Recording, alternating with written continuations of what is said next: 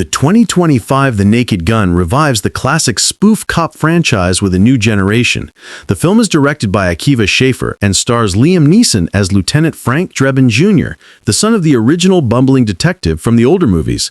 From the start, the movie establishes its dual tone, gritty, action cop tropes blended with absurd slapstick humor, sight gags, parodies of crime tropes, and relentless comedic energy. Many of the callbacks and comedic sensibilities echo the original films, but with modern sensibilities and a slightly bigger budget for action comedy spectacle. Frank Drebin Jr. begins the story as a competent but somewhat hapless detective at Police Squad, trying to uphold the legacy of his late father, while also dealing with the absurdity around him. The central conflict ignites when Frank is assigned to a high-profile case, a suspicious death involving a wealthy tech billionaire/innovator, Richard Caine, played by Danny Hewson. According to the film's opening setup, Caine's involvement appears to be more than corporate scandal, perhaps tied to a larger criminal conspiracy that threatens not just one person, but the entire city's safety. Complicating matters, the case draws in a criminally seductive and cunning true crime author/informant named Beth Davenport, played by Pamela Anderson, who becomes Frank's love interest, or at least someone he's hopelessly infatuated with. As often in the franchise, romance and incompetence go hand in hand. From here, the movie shifts into its classic police parody investigation structure. Drebin Jr. and his partner, a new generation version of Captain Hawken, chase leads, infiltrate seedy criminal circles, confront bizarre suspects, all while jokes, pratfalls, visual gags, and absurd humor pop up every few minutes. The narrative doesn't prioritize realism, it prioritizes comedy. As Frank digs deeper into Richard Caine's world, luxury, high-tech toys, corporate glamour, the film increasingly mixes noir-style crime tropes with comedic screws, bungled stakeouts, incompetent hitmen, disguises that go horribly wrong, and many literal gag moments, slipping on banana peels, exploding cars, ridiculous interrogations, etc. Beth Davenport becomes more involved, offering inside knowledge about the victim and the tech billionaire's suspicious dealings. Her chemistry with Drebin Jr. is played for laughs. His earnest deadpan delivery contrasts absurdly with her sultry, over-the-top true crime writer style. Their interactions are filled with double entendres, over-the-top flirtation, and obviously wrong police romance tropes on purpose. Meanwhile, Drebin Jr.'s partner, now the son of the original Captain Hawken, tries to keep order, but keeps being sucked into the crazy chaos.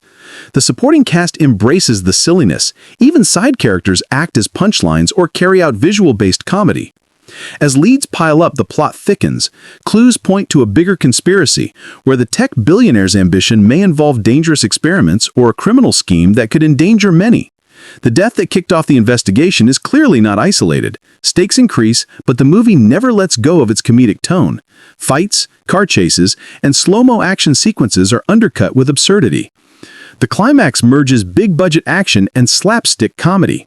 Drebin Jr. uncovers evidence implicating Richard Caine and a criminal organization behind the suspicious death and other crimes.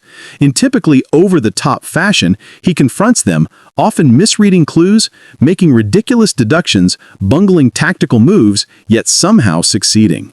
The contrast between his serious cop exterior, thanks to Liam Neeson's delivery, and the ludicrous situations drives much of the film's humor. There's a large showdown, car chases, shootouts, bungled hostage rescues, and comedic chaos. Side plots, romance with Beth, incompetent criminal henchmen, police bureaucracy snags converge.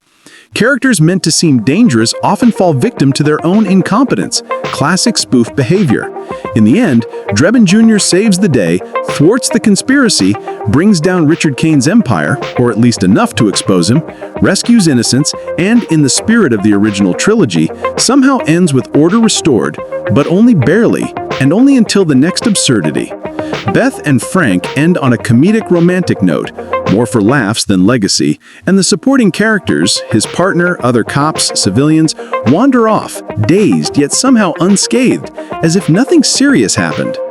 What makes the 2025 The Naked Gun stand out is how committed it is to combining sleek, modern action caper style with the heritage of broad, slapstick, absurd parody.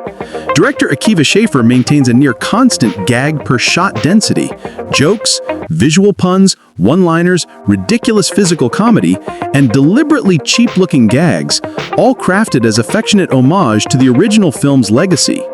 Critics have praised the film for this energy and for how Neeson plays deadpan buffoonery convincingly. His gravelly, serious voice, contrasted with absurd behavior, becomes a comedic resource rather than a mismatch. The supporting cast, including Paul Walter Hauser and Pamela Anderson, buys into the chaos, embracing ridiculous characters, exaggerated reactions, comedic timing, which helps balance the over-the-top plot with grounded comedic delivery. That said, the film's plot is often more of a flimsy skeleton, mostly a series of setups that enable jokes, gags, and absurd action sequences. Multiple reviews note that the story feels secondary, and if you're watching for a tight logical crime thriller, you'll be disappointed. But if you go for laughter, nostalgia, and chaotic fun, the movie delivers. Critically, the reboot has done surprisingly well. As of now, it enjoys strong positive scores from critics and audiences. On Rotten Tomatoes, it has a high approval rating, with many praising Liam Neeson's performance and the film's revival of the daffy sense of humor the franchise is known for.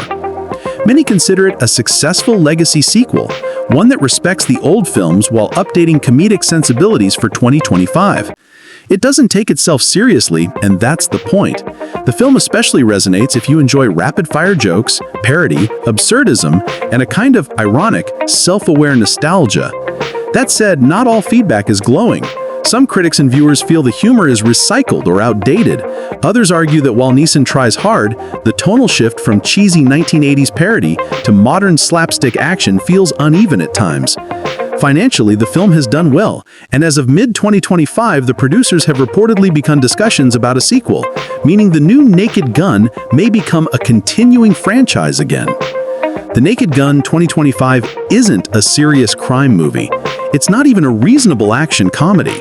It's deliberately silly, exaggerated, absurd, a comedic ride that expects you to laugh at its exaggerations, embrace its ridiculousness, and enjoy the chaos. If you go in expecting logic or dramatic tension, you might come out frustrated, but if you come for laughter, nostalgia, and big dumb fun, it delivers big. The runtime is compact, about 85 minutes, which helps keep the pace brisk. Gags come fast, the plot moves just enough to string them together, and the tone never slows. In many ways, it's a love letter to fans of the original franchise, a modern reboot that aims to recapture something of the zaniness, irreverence, and spoof cop charm, with bigger stunts, sharper production values, and Liam Neeson in the central role, so unlikely that part of the joke is just seeing him play this straight-faced buffoon.